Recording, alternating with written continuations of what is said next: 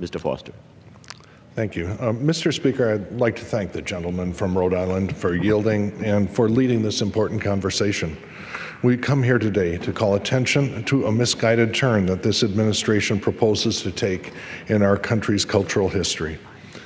I'm the only PhD physicist in Congress, so I frequently come to the floor to speak out in defense of science and scientific research, but I'm here today for another reason: to call attention to the grave threat that President Trump's budget poses to the future of our country's arts and culture. What is it that makes a country great? And how will our country be viewed a generation from now, a century from now, or in the next millennia? To answer this question, we can only look to the great nations of the past. Why was Athens great in a way that Sparta never was?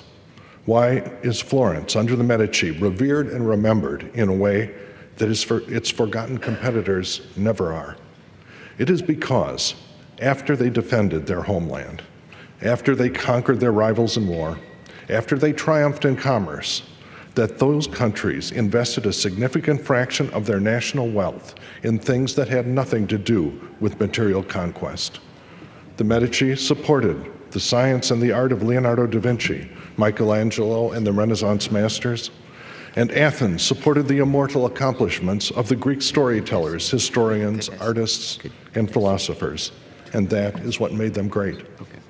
For many decades, our country has supported the arts and humanities through the National Endowments for the Arts and Humanities. Now, our president has proposed a budget that would cut these endowments completely in favor of more defense spending and a useless wall on our southern border. The National Endowments for the Arts and Humanities provide critical funding for students and organizations throughout the country, including in my district in Illinois. His budget proposes that we wipe them away completely. These cuts might make the president feel like a hero in the short term, but they will be a disaster for our country's place in human history. Programs that support understanding of the arts and humanities play a vital role in our society. They give us knowledge and a shared cultural base that we rely on every day, regardless of what career we go into. And they also help children and students of all ages embrace the complexity and the wonder of humanity. History, literature, and the arts connect us to a common past and allow us to explore our differences and to understand places beyond our own imaginations. Simply put, the arts and humanities teach us how to be compassionate and understanding towards other people. This is what makes America truly great.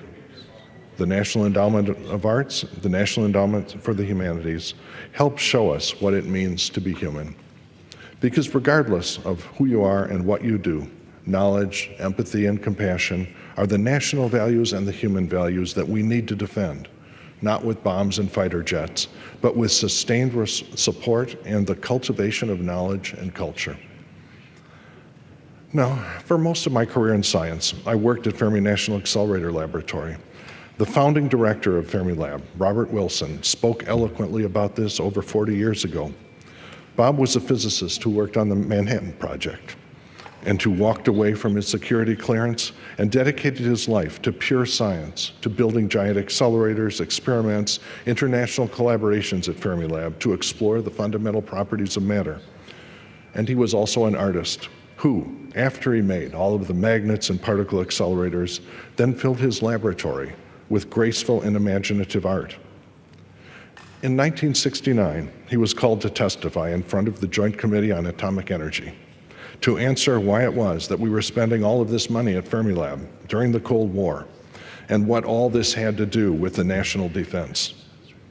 And Robert Wilson looked at the committee in the eye and said that all of the work at Fermilab, driven by natural human curiosity, has nothing at all to do with the national defense, except perhaps to make our country more worth defending. So I would hope that a president so bent on building his wall and increasing our defense budget by over $50 billion to the detriment of funding for education, science, and the arts would pause for a moment and heed those words from history, so that a century from now, when our children and grandchildren look back on this time in our country's history, they will see that the human values of our country were always what made it more worth defending. in part because of the greatness that the National Endowments for the Arts and Humanities have sustained for decades. So I thank my colleague from Rhode Island for this important discussion and yield back the balance of my time. Thank the gentleman from Illinois for his great comments and for his participation here today.